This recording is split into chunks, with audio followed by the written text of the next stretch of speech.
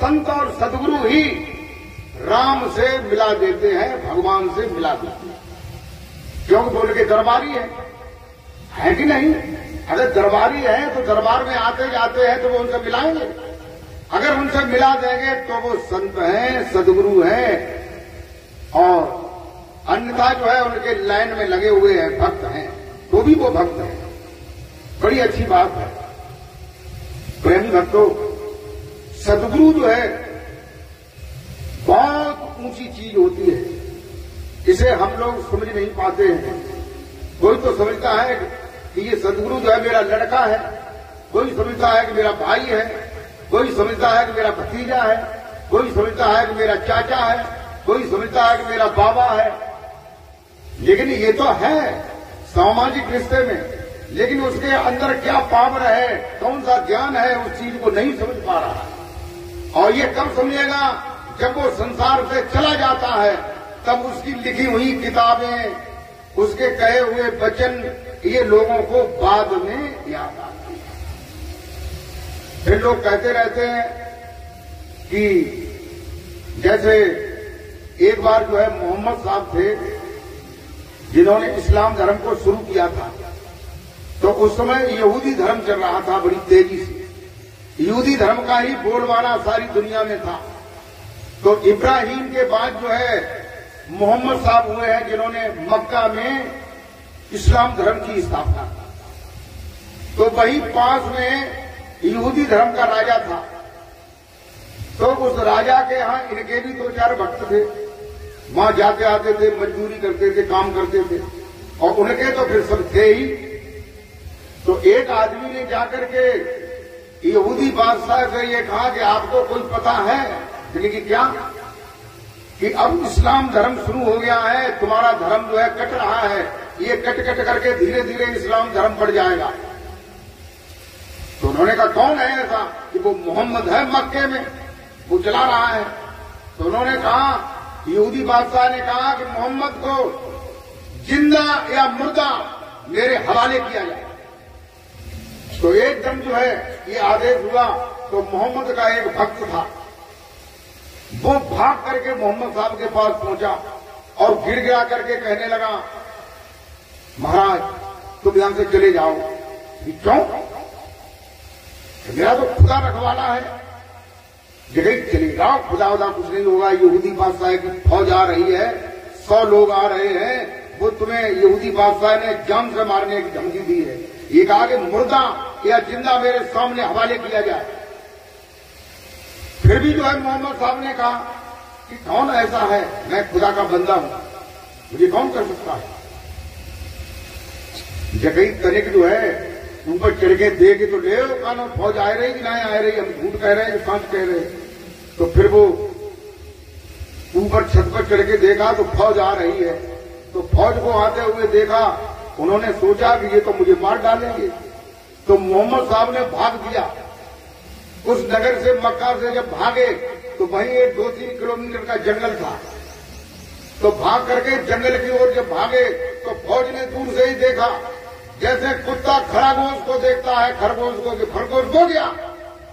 तो एकदम फौज वहीं से मुड़ करके उसी साइड में हो गई। और मोहम्मद साहब जो है घूम करके एक अधोला कुआं था उसमें गिर गए, जिसमें पानी नहीं था, चारों तरफ करील के पेड़ थे। फिर इन हफ्तों वो लोग ढूंढते रहे, अंधोले कुएं के पास भी गए, जिसके किनारे पे करील था, थोड़ी सी जगह थी कुएं के ऊपर, उसमें मकड़ी ने जाला पूर रखा था।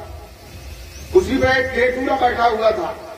केटूरा ऐसे कर रहा था, कैसे?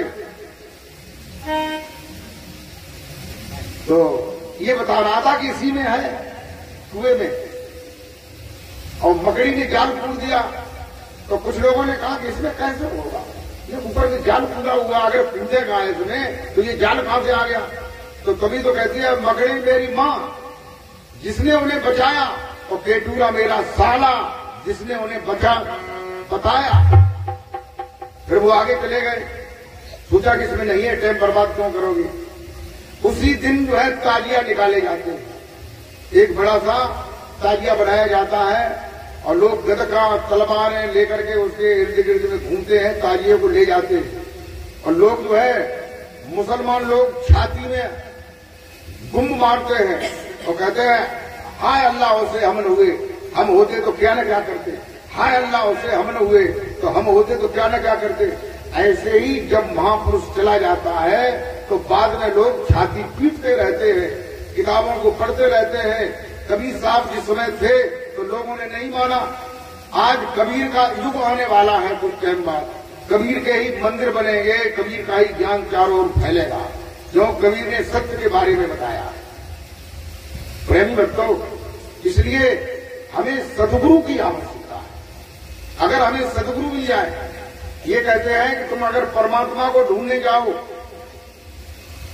यही बात जो है, जो तुलसी साहब थे पूना के, बम्बई के नीचे पूना शहर था, जो राधा स्वामी और जय गुरुदेव और कई धर्मों की उत्पत्ति हुई है, वो वहीं से हुई है जो वो तुलसी साहब थे।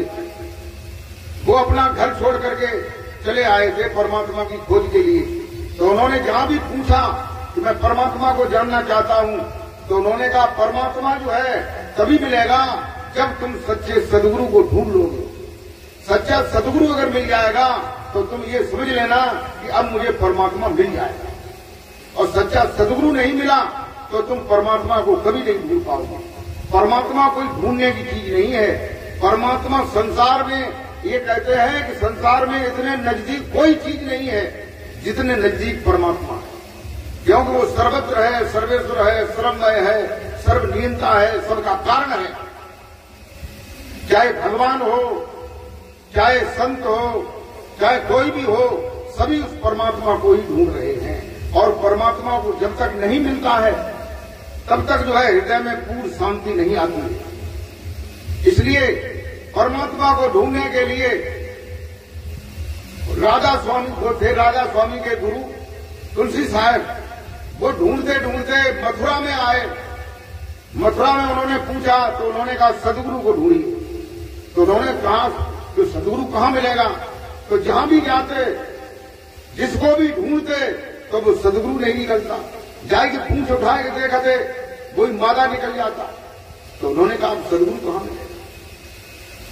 तो उन्होंने सोचा कि सदगुरु जो है वो पार ब्रह्म है, वो अंतर्यामी है, हर जगह की बात को जानने वाला है। तो सदगुरु जो है, सदगुरु को तुम नहीं ढूंढ पाओगे, सदगुरु तुम्हें ढूंढेगा अगर तुम सदगुरु पर विश्वास करके उसका इंतजार करो। तो वो हाथरस के जंगल में जाकर के एक पेड़ पर उन्होंने मचान बनाया और वहां जंगल में रोजाना ढूंढते ढूंढते उन्होंने एक मंत्र बना लिया, हे सदगुरुदेव आप जहां कहीं भी हो मुझे दर्शन दो। हे सदगुरुदेव आप जहां कहीं भी हो मुझे दर्शन दो। ये कहते कहते उन्होंने अन्न खाना, पानी पीना, ये सब छोड़ दिया। तब 15 दिन बाद सतलोक से सतपुरुष ने कबीर साहब को भेजा कि एक भक्त तुम्हारा जो है हाथरस के जंगल में तुम्हें पुकारा। तब वो वहां आए, तब उन्होंने जो है परमात्मा का ध्यान कराया। प्रेमी भक्तों, इसलिए हमें सदगुरु को ढूंढना है। अगर सदगुरु मिल जाए तो फिर उसे छोड़ना नहीं है। सदगुरु कोई छोड़ने की चीज नहीं है। पहले सदगुरु, पूरा सदगुरु मिलता नहीं है, तो मिल जाए तो उसे छोड़ना नहीं। प्रेमी भक्तों,